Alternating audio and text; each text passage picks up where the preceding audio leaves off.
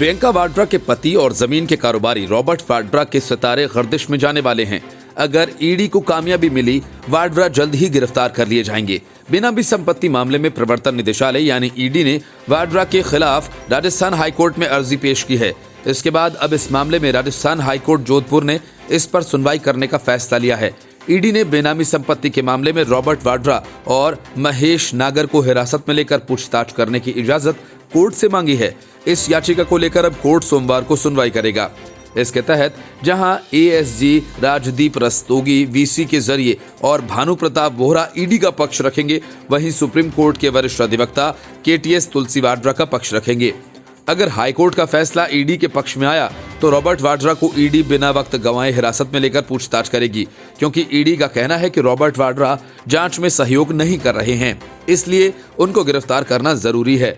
दरअसल 2007 में वाड्रा ने स्काईलाइट हॉस्पिटैलिटी प्राइवेट लिमिटेड के नाम से एक कंपनी की शुरुआत की थी। वह और उनकी मां मॉरीन इस कंपनी के डायरेक्टर बनाए गए। बाद में कंपनी का नाम बदलकर स्काईलाइट हॉस्पिटैलिटी लिमिटेड लायबिलिटी कर दिया गया।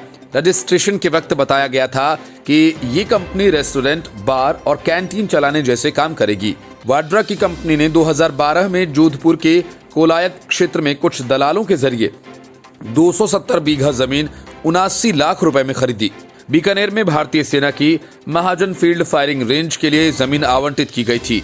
यहां से विस्थापित हुए लोगों के लिए दूसरी जगह पर 1400 बीघा जमीन आवंटित की गई थी, लेकिन कुछ लोगों ने जमीन के फर्जी कागजात तैयार करवाकर वाड्रा की कंपनी को बेच दिए। बताया जा रहा है कि ये जमीन सेना की थी और इसे बेचा नहीं जा सकता था। इन लोगों के माध्यम से ही वाड्रा ने क्षेत्र के कुछ गांवों और जमीन खरीदने का प्रयास किया, लेकिन मामला आगे बढ़ नहीं पाया।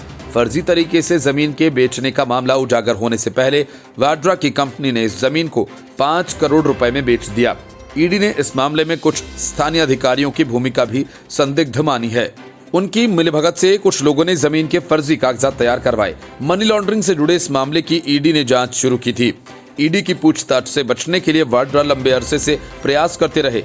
कई बार समन जारी करने के बावजूद वे ईडी के सामने पेश नहीं हुए। ईडी की सख्ती पर वाड्रा ने राजस्थान हाईकोर्ट की जोधपुर स्थित मुख्य पीठ में अपील दायर कर पूछताछ पर सवालिया निशान लगाया। हाईकोर्ट ने वाड्रा को आदेश दिया कि वे 12 फरवरी को अपनी मां मैरीन के साथ ईडी के समक्ष पेश होकर उनके सवालों का जवाब दें। इसके बाद वाड्रा जयपुर में ईडी के समक्ष पेश हुए। हाईकोर्ट ने वाड्रा को आदेश दिया कि वे 12 फरवरी को अपनी मां मॉरीन के साथ ईडी के सामने पेश हों और उनके सवालों का जवाब दें। इसके बाद वाड्रा जयपुर में ईडी के समक्ष पेश हुए थे। Bureau report, news of India.